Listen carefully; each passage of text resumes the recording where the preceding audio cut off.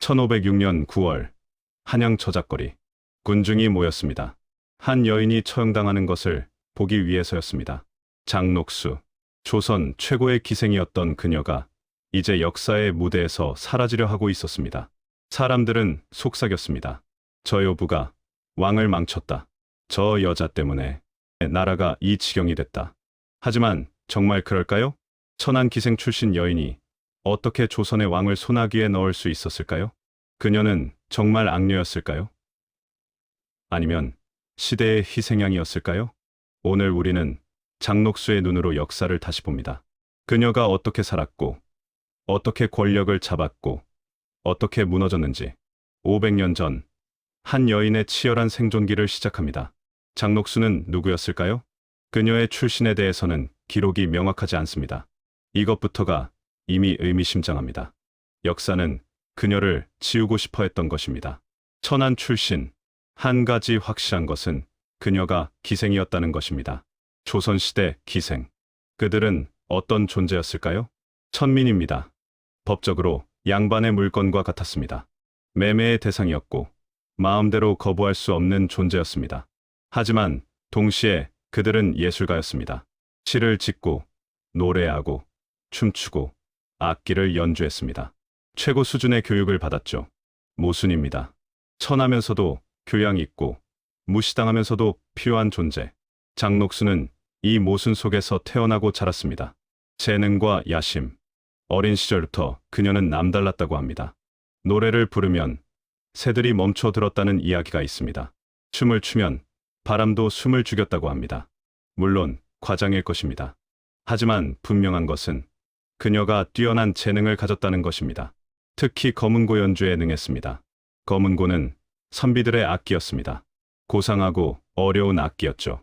하지만 재능만으로는 부족했습니다. 기생으로 아무리 뛰어나도 그것은 여전히 천한 신분일 뿐이었습니다. 장녹수는 알고 있었습니다. 이 신분에서 벗어나려면 특별한 기회가 필요하다는 것을. 그 기회가 왔습니다. 1504년 갑자사화가 일어났습니다. 연산군이 어머니의 죽음에 대한 진실을 알게 되었고 복수를 시작했습니다. 수많은 신하들이 죽었습니다. 이 사건 이후 연산군은 변했습니다. 의심이 많아졌고 잔인해졌고 쾌락에 탐닉하기 시작했습니다. 그는 전국에서 아름다운 여인들을 궁으로 불러들였습니다. 장녹수에게는 이것이 기회였습니다. 천한 기생에서 벗어날 단 한 번의 기회. 그녀는 그 기회를 놓치지 않았습니다. 1504년 어느 날 장녹수는 궁궐로 소환되었습니다. 그녀는 알고 있었습니다. 이것이 자신의 인생을 바꿀 기회라는 것을. 연회장에 여러 기생들이 모였습니다. 모두 아름다웠고 모두 재능이 있었습니다. 장녹수는 생각했을 것입니다. 어떻게 다른 여인들과 차별화할 것인가? 그녀는 남들과 다르게 행동했습니다. 다른 기생들이 고개를 숙이고 조심스럽게 행동할 때 장녹수는 당당했습니다. 다른 기생들이 시키는 대로만 할 때 장녹수는 자신의 색깔을 보였습니다. 검은고를 탈 때도 달랐습니다. 단순히 아름다운 소리를 내는 것이 아니라 감정을 담았습니다. 슬픔, 기쁨, 욕망. 연산군의 눈이 그녀에게 고정되었습니다. 장녹수는 영리했습니다. 그녀는 연산군이 무엇을 원하는지 빠르게 파악했습니다. 연산군은 외로웠습니다. 어머니를 잃은 상처, 신하들에 대한 불신, 자신의 권력에 대한 불안. 장녹수는 그에게 다가갔습니다. 하지만 다른 방식으로. 전하, 불쌍하십니다. 이 말 한마디가 연산군의 마음을 열었습니다. 아무도 왕을 불쌍하다고 말하지 않았으니까요. 전하께서는 혼자이십니다. 아무도 전하의 마음을 이해하지 못합니다. 연산군은 고개를 끄덕였습니다. 이 여인은 자신을 이해하는 것 같았습니다. 하지만 제가 있지 않습니까? 제가 전하 곁에 있겠습니다. 이것이 장녹수의 전략이었습니다. 위로와 이해. 연산군이 가장 필요로 하는 것. 장녹수는 빠르게 연산군의 총애를 받았습니다. 처음에는 여러 기생 중 하나였습니다. 하지만 곧 특별한 존재가 되었습니다. 궁녀가 되었고 후궁이 되었습니다. 1505년 수경으로 책봉되었습니다. 기생 출신으로는 거의 불가능한 일이었습니다. 신하들은 불만을 가졌습니다. 천한 기생을 어찌 후궁으로 삼습니까? 하지만 연산군은 듣지 않았습니다. 과인이 좋아하는데 무슨 상관인가? 장녹수는 성공했습니다. 장녹수는 무슨 생각을 했을까요? 기쁨. 당연히 있었을 것입니다. 천안 기생에서 왕의 여인이 되었으니까요. 하지만 동시에 두려움도 있었을 것입니다. 그녀는 알고 있었습니다. 이 지위가 얼마나 불안정한지. 왕의 총에는 언제든 식을 수 있었습니다. 그래서 그녀는 결심했을 것입니다. 절대 놓치지 않겠다. 이 자리를 지키겠다. 무슨 수를 써서라도. 이것이 그녀의 생존 본능이었습니다. 그리고 이 본능이 그녀를 더 깊은 곳으로 몰아갔습니다. 장녹수는 곧 깨달았습니다. 왕의 총애만으로는 부족하다는 것을. 궁궐에는 많은 후궁들이 있었습니다. 그들도 모두 왕의 사랑을 원했습니다. 장녹수에게 그들은 적이었습니다. 숙의 전씨가 있었습니다. 그녀도 연산군의 총애를 받았습니다. 어느 날 장녹수는 연산군에게 말했습니다. 전하, 전씨가 전하를 험담했다고 합니다. 무엇이라고 했다는 것이냐? 감히 제가 입에 담을 수 없는 말씀을. 하지만 전하를 생각하는 마음에 말씀드립니다. 증거가 있었을까요? 없었습니다. 하지만 연산군은 믿었습니다. 전씨는 총애를 잃었습니다. 다른 후궁들도 마찬가지였습니다. 장녹수를 견제하려는 여인은 하나씩 제거되었습니다. 때로는 거짓 고발로, 때로는 음해로. 장녹수는 냉정했습니다. 이것은 생존이다. 그들이 나를 제거하려 하기 전에 내가 먼저 해야 한다. 신하들도 장녹수를 미워했습니다. 저 천한 기생이 궁궐을 좌지우지한다. 몇몇 충신들이 연산군에게 간언했습니다. 전하, 장녹수를 멀리 하십시오. 그녀는 전하를 그르치고 있습니다. 연산군은 분노했습니다. 감히 과인의 여인을 비방하느냐? 장녹수는 옆에서 눈물을 흘렸습니다. 전하, 저는 전하를 위해 최선을 다하는데 왜 저를 이토록 미워하는지. 연산군은 그녀를 위로했습니다. 걱정 마라. 내가 너를 지킬 것이다. 그리고 그 신하들을 처벌했습니다. 장녹수는 알고 있었습니다. 신하들이 자신을 미워할수록 연산군과 자신은 더 가까워진다는 것을. 그녀는 의도적으로 신하들과 대립했습니다. 시간이 지나면서 장녹수의 야심은 커졌습니다. 처음에는 그저 살아남는 것이 목표였습니다. 기생 신분에서 벗어나는 것. 하지만 권력의 맛을 본 후 그녀는 더 많은 것을 원했습니다. 나는 왜 이 정도에서 만족해야 하는가? 나는 더 높이 올라갈 수 있다. 그녀는 연산군에게 속삭이기 시작했습니다. 전하, 왕이시라면 무엇이든 하실 수 있지 않습니까? 더 큰 궁궐을 지으십시오. 더 화려한 연회를 여십시오. 전하를 비방하는 신하들을 왜 두십니까? 제거하십시오. 연산군은 그녀의 말을 들었습니다. 아니, 듣고 싶어 했습니다. 다른 사람들은 모두 왕을 말렸습니다. 하지만 장녹수만은 왕의 욕망을 긍정했습니다. 장녹수는 자신의 행동을 어떻게 정당화했을까요? 나는 살기 위해 한 것이다. 이 세상에서 여자가, 그것도 천안기생 출신이 살아남으려면 이럴 수밖에 없다. 연산군은 이미 폭군이었다. 내가 없어도 그는 그랬을 것이다. 나는 단지 그것을 이용했을 뿐이다. 나를 비난하는 사람들은 내 처지를 모른다. 그들은 처음부터 양반으로 태어났다. 나는 아무것도 아닌 것에서 시작했다. 이런 생각들이 그녀의 마음속에 있었을 것입니다. 하지만 동시에 죄책감도 있었을 것입니다. 밤에 혼자 있을 때 그녀도 알았을 것입니다. 나는 선을 넘었다. 너무 많은 사람들이 나 때문에 죽었다. 하지만 이미 돌아갈 수 없었습니다. 멈추는 순간 자신이 무너질 것을 알았으니까요. 1505년 초부터 1506년 초까지 장녹수는 권력의 정점에 있었습니다. 실록의 기록입니다. 장녹수가 궁궐을 주무르니 마치 그녀가 왕인 것 같았다. 천안 기생이 조선의 실권자가 된 것입니다. 상상해 보십시오. 얼마나 황홀했을까요? 궁녀들이 그녀에게 절을 했습니다. 신하들도 그녀의 눈치를 봤습니다. 비단과 보석으로 치장했고 산의 진미를 먹었습니다. 장녹수는 생각했을 것입니다. 내가 해냈다. 아무것도 아닌 기생이 여기까지 왔다. 균열의 시작. 하지만 그 순간이 오래가지 않으리라는 것도 알고 있었을 것입니다. 연산군의 폭정은 극에 달했습니다. 백성들은 굶주렸고 신하들은 두려워했습니다. 장녹수도 느꼈을 것입니다. 무언가 잘못되고 있다. 때때로 밤에 혼자 있을 때 그녀는 두려웠을 것입니다. 이것이 언제까지 갈 수 있을까? 언젠가는 끝이 나지 않을까? 하지만 멈출 수 없었습니다. 멈추는 순간 모든 것을 잃을 것을 알았으니까요. 그래서 그녀는 계속 연산군을 부추겼습니다. 더 깊은 광기 속으로. 1506년 9월 2일 새벽, 장녹수는 연산군의 침전에 있었습니다. 평소와 같은 밤이었습니다.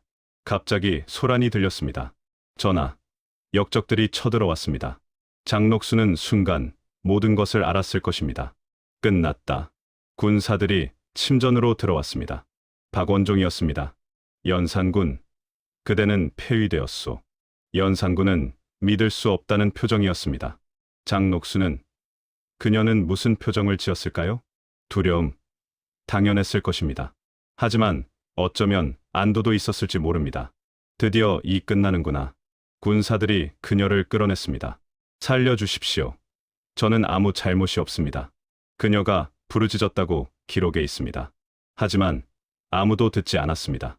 신하들은 그녀를 바라보며 말했습니다. 저 요부가 왕을 망쳤다. 장녹수는 생각했을 것입니다.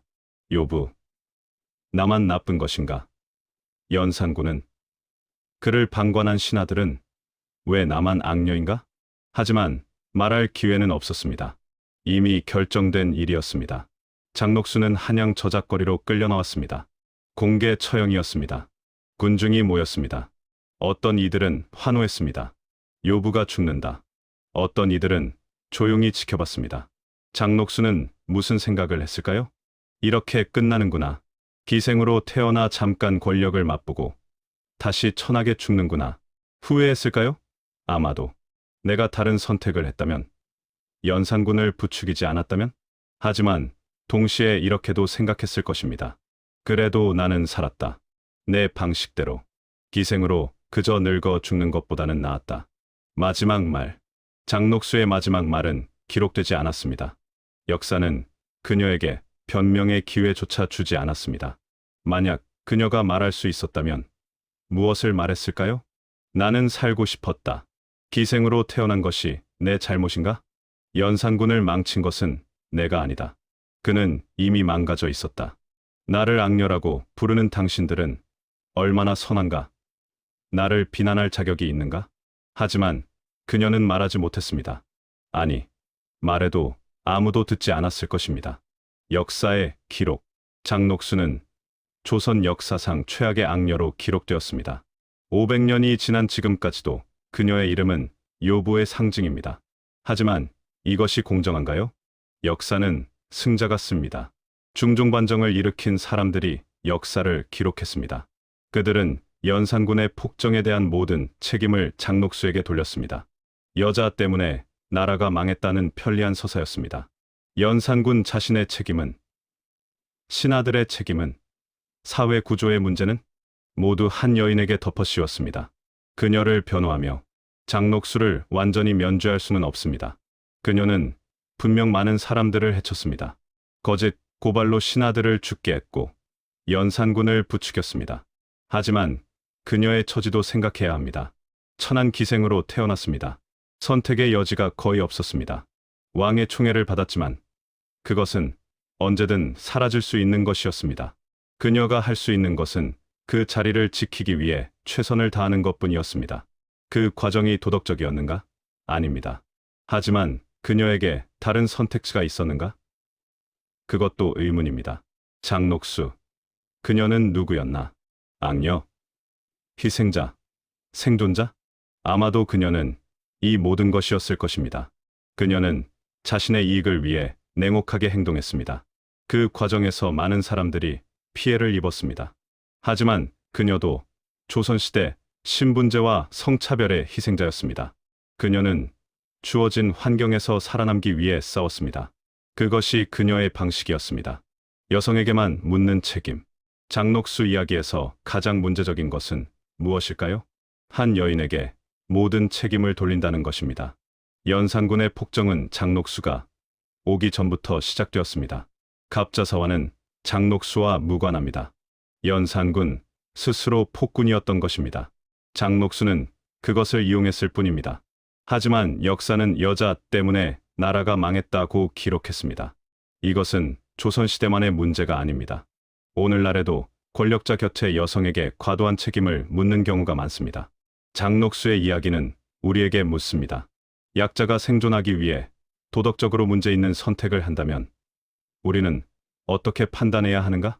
책임은 누구에게, 얼마나 물어야 하는가? 여성에게만 과도한 도덕적 잣대를 들이대는 것은 아닌가? 쉬운 답은 없습니다. 장녹수에게 말하기. 만약 오늘 장녹수를 만날 수 있다면 우리는 그녀에게 무엇을 말할 수 있을까요? 당신은 나쁜 사람이었다? 너무 단순합니다. 당신은 불쌍한 희생자였다? 그것도 그녀를 온전히 설명하지 못합니다. 아마도 이렇게 말해야 할 것입니다. 당신은 살고자 했다. 당신의 방식으로. 그 선택이 가져온 결과에 대해 당신도 책임이 있다. 하지만 당신만의 책임은 아니다. 마무리. 장녹수. 치마폭에 왕을 넣었다는 여인. 역사는 그녀를 악녀로 기록했습니다. 하지만 그녀의 삶을 들여다보면 한 인간의 절박한 생존 투쟁이 보입니다. 그녀는 완벽하지 않았습니다. 많은 잘못을 했습니다. 하지만 그녀도 한 시대를 살아낸 인간이었습니다. 사랑하고 두려워하고 야심을 품고 후회했던 역사를 읽을 때 우리는 단순한 선악, 이분법을 넘어서야 합니다. 장녹수의 이야기는 그것을 보여줍니다. 500년 전 한 여인의 이야기가 오늘 우리에게 여전히 질문을 던지고 있습니다. 지금까지 장녹수의 눈으로 본 역사 이야기를 들려드렸습니다. 이 이야기는 연산군일기와 중종실록을 바탕으로 하되 장녹수의 관점에서 재구성한 것입니다. 역사, 기록은 대부분 그녀를 악녀로 묘사합니다. 하지만 우리는 다양한 관점에서 역사를 볼 필요가 있습니다. 비판적으로 읽고 다르게 생각하고 질문을 던지는 것. 그것이 역사를 대하는 올바른 태도입니다. 구독과 좋아요, 알림 설정 부탁드립니다. 감사합니다.